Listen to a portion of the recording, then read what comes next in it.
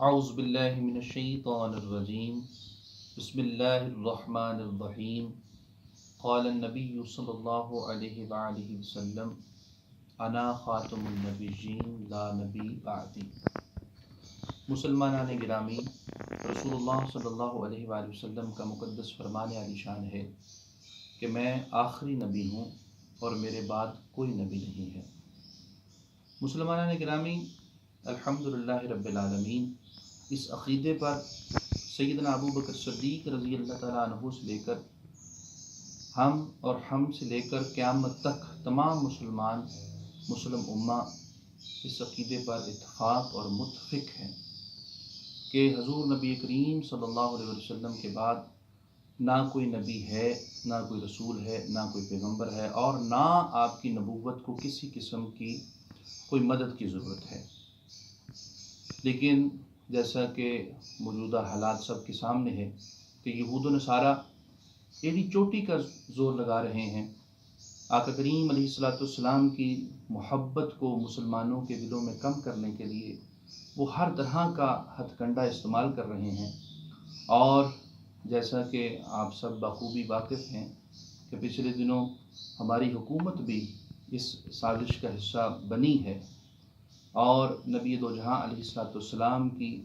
نبوت پر جس طرح، ختم نبوت پر جس طرح حملہ ہوا ہے، آپ بخوبی واقف ہیں۔ اسی سلسلے میں علماء حق اہل سنت بلکہ تمام امت کے علماء کرام اس کے لیے اٹھے ہیں، الحمدللہ رب العالمین۔ بلکہ اگر میں یہ کہوں کہ اس میں تمام مسالک علماء کرام نے بھرپور طریقے سے حصہ لیا ہے تو یہ بات بھی جھوٹ نہیں ہے، لیکن علماء حق اہل سنت نے بڑھ چڑھ کر اس میں جو کوشش کی ہے وہ کسی سے چھپی نہیں ہے۔ اسی سلسلے میں پیر حمید الدین سیالوی صاحب دامت برکاتہم العالیہ آج کل الحمدللہ رب العالمین سر توڑ کوشش کر رہے ہیں آقا کریم علیہ السلام کی عزت و عظمت کے لیے، جس طرح وہ امت کے لیے ایک پیغام اور امت کو جس طرح اکٹھا کرنا چاہ رہے ہیں۔ اللہ رب العزت سے دعا ہے کہ اللہ تعالیٰ اپنے حبیب کا صدقہ امت مسلمہ کو اتفاق، سلوک اور اتحاد عطا فرمائے۔ میں تمام مسلم امہ سے اور اپنے جتنے بھی طالب علم ہیں، اسٹوڈنٹس ہیں، مریدین ہیں، سب سے یہ اپیل کرتا ہوں کہ تمام دوست، تمام مسلمان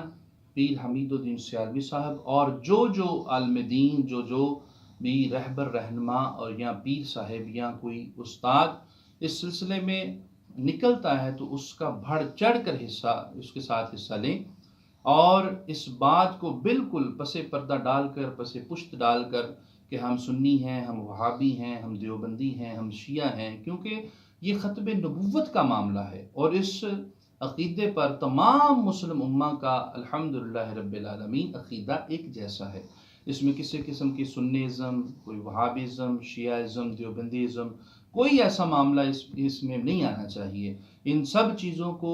ایک سائڈ پر رکھ کر، بالائے طاق رکھ کر، جو علماء کرام ختم نبوت کے لیے نکل رہے ہیں، تمام مسلمان دل سے، جان سے، روح سے، ہر طرح سے